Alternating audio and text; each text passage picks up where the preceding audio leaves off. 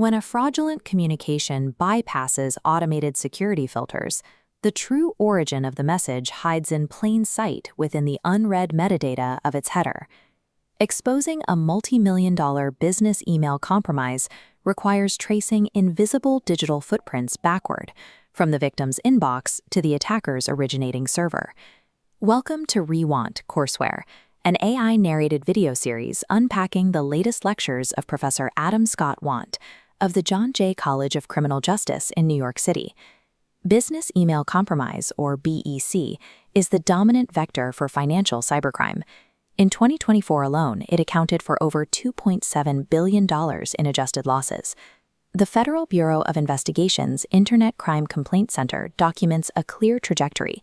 These attacks are persistent, escalating, and highly successful. Because automated security tools regularly fail to stop these payloadless attacks, forensic examiners must know how to manually dissect the underlying infrastructure to trace the attackers. Investigating modern corporate fraud rarely relies on a single discipline. It requires a synthesis point, converging multiple digital forensic skills to untangle a complex examination. The first pillar of this synthesis is email forensics. This addresses the evidentiary analysis of header records, transmission paths, and server authentication protocols. The second pillar is open source intelligence, or OSINT, the systematic collection of data from publicly available sources without requiring legal process.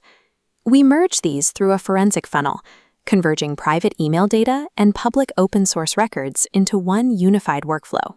Using open source methods early in an investigation allows examiners to build a subject's digital footprint quietly and cost-effectively, long before subpoenas are drafted.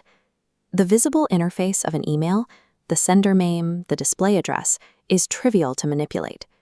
The raw routing history hidden in the metadata provides a much harder target for criminals to forge.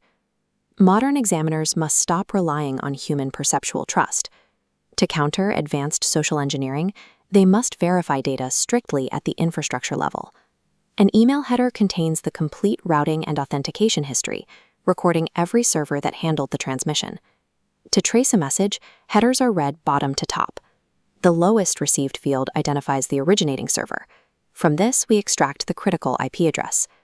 Geolocating this IP reveals if a claimed domestic server maps to a foreign provider, indicating spoofing.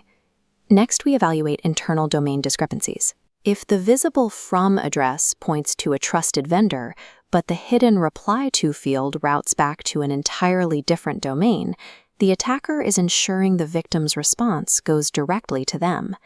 By isolating that first network hop, the examiner establishes an unalterable anchor to the message's true geographical and technical origin. Finding the origin is only the first step. Next, examiners verify the transmission using 3 complementary security protocols. First is SPF, which validates the sending server against a public list of authorized IPs. A failure indicates a spoofed identity. Second, DKIM attaches a cryptographic signature, proving the content hasn't been altered. Finally, DMARC evaluates both, dictating how receivers handle failed authentication. While DMARC failures suggest spoofing, an organization operating with no DMARC policy configured at all leaves their network exposed to widespread external impersonation. Together, these protocols provide a strict mathematical foundation for identifying fraudulent communications that bypass visual inspection. Once the email artifacts isolate a hostile origin, the investigation moves outward.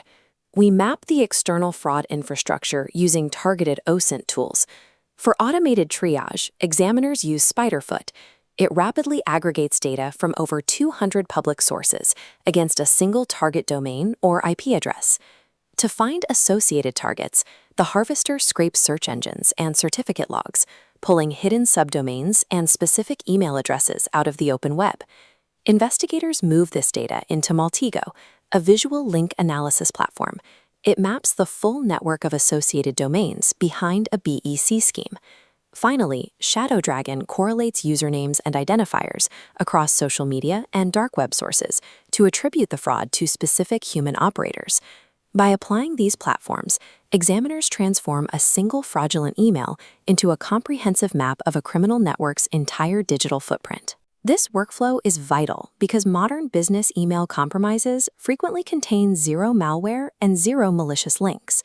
Without a payload, standard IT security detects nothing. In 2024, the engineering firm Arup lost $25 million in Hong Kong to a sophisticated deepfake video conference. The synthetic audio and visual media bypassed all perceptual verification. When generative AI defeats human senses, investigators must corroborate digital communications against independently verifiable OSINT data, like domain registration timelines and behavioral patterns. Compare this to a recent case involving a Massachusetts workers' union. When attackers breached their channels, investigators traced the infrastructure, successfully recovering $5.3 million. That recovery was driven by the specialized digital forensic capabilities of federal agencies, particularly the United States Secret Service, working backward through the network architecture.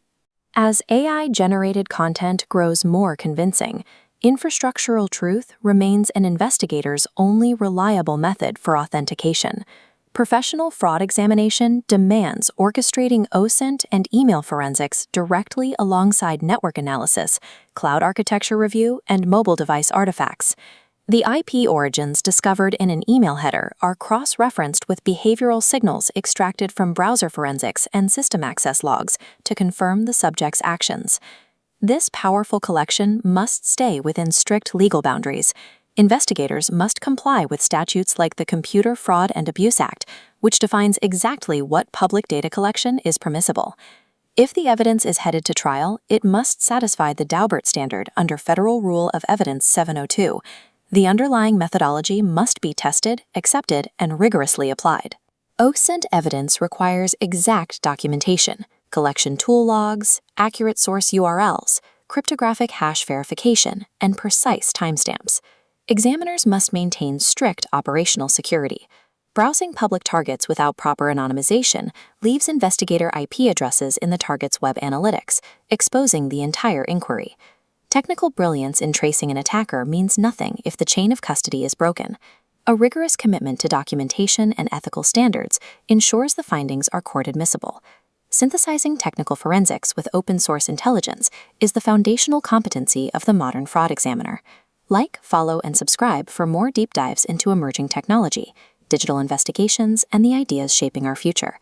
Remember, stay curious and want knowledge.